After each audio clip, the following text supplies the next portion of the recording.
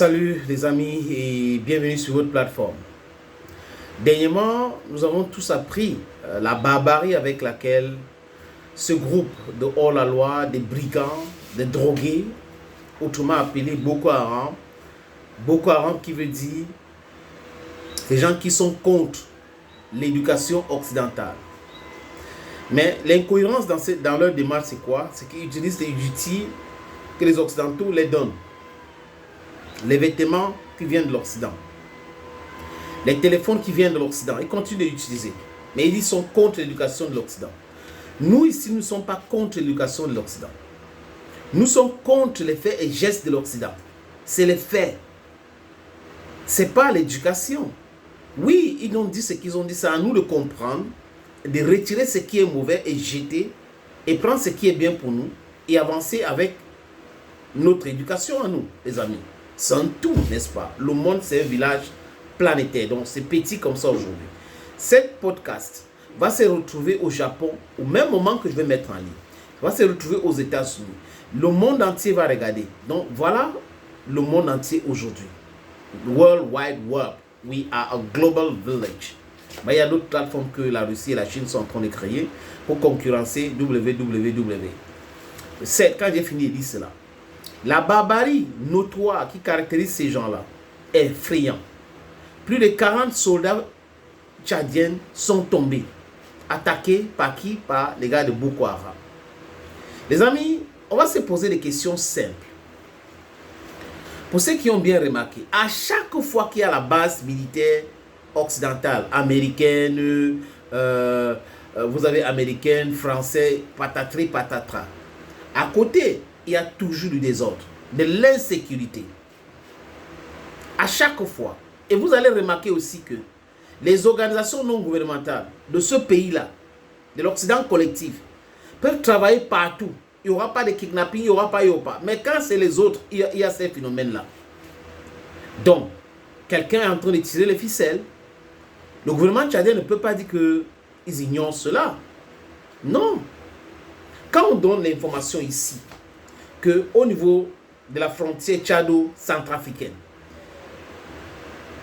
les mercenaires ukrainiens seraient là-bas en train de former des brigands de hors-la-loi du CPC à l'utilisation de drones pour attaquer les positions des forces armées centrafricaines. Les Tchadiens nous écoutent et savent. Ils ont même cette information. La fuite de cette information, on a ça parfois à travers ces agents de services secrets. Donc ils ont ces informations. Le Tchad qui accepte d'abriter les bases américaines, les bases françaises, devrait savoir que ces gens-là utilisent ces différentes bases pour pénétrer dans leur territoire avec les armes et envoyer ces armes-là à ces groupes de brigands pour continuer à créer du désordre, pour justifier leur présence. Parce que s'il y a la paix, s'il y a la tranquillité, comment est-ce que les Occidentaux vont justifier la création des bases militaires en Afrique? Posons-nous les vraies questions, les amis. Maintenant, le Tchad, c'est un pays enclavé. La République centrafricaine, idem. Les armes entrent par comment pour arriver aux mains de ces gens-là? Posons-nous les vraies questions. Quel est le rôle de la MINUSCA en République centrafricaine? Je dis encore, quel est le rôle de cette organisation qui doit quitter tout de suite, les amis, la République centrafricaine? Comment se fait-il qu'un pays enclavé est en proie de l'insécurité? Le gouvernement est là. Le gouvernement ne vend pas les armes aux civils. Mais vous avez les groupes de civils qui ont des armes plus sophistiquées même que les armes que l'armée détient. On a le droit de se poser ces questions.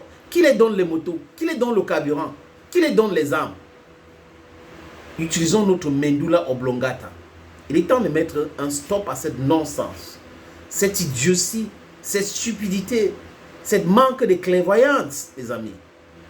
Nous sommes en 2024 et ça fait très mal parce que le Tchad, c'est un pays formidable avec des gens bien, des gens super intelligents. Mais le gouvernement tchadien, quoi qu'on dise, les amis, que Kaka Déby est arrivé au pouvoir par un coup d'État, c'est un fait. Mais aujourd'hui, il est le président de ce pays. Démocratiquement élu ou pas, c'est pas ça le problème. Il est le président.